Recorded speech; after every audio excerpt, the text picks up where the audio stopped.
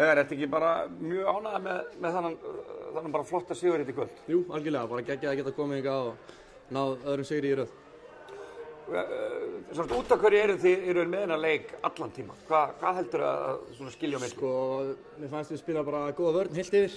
Þá þrátt fyrir hlaup, svona áhlaupur á þeim, þá vorum við bara að spila góða vörn. Spilum sem lið í sókn, sko, hreyfum boltann vel. Ég held að það er bara svolítið skilað þessu. Já.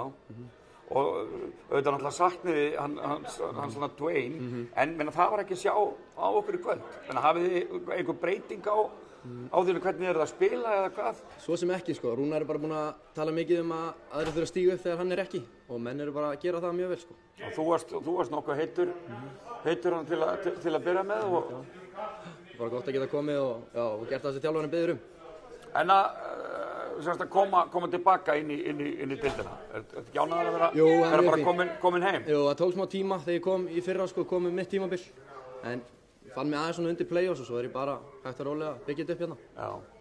Hver heldur ykkar markmið fyrir tímabilið? Er þið bara eitt af þessum 8 liðum eða hvað sem ætla sér bara stóra hluti? Nei, við ætlum bara alla leið eins og ég held langt flestir í þessari deild, sko. Já. Og hafið þið ekki alla bara burði í það? Algjörlega, sko. Algjörlega, full að trúa því. Það er frábært. Takk fyrir. Takk.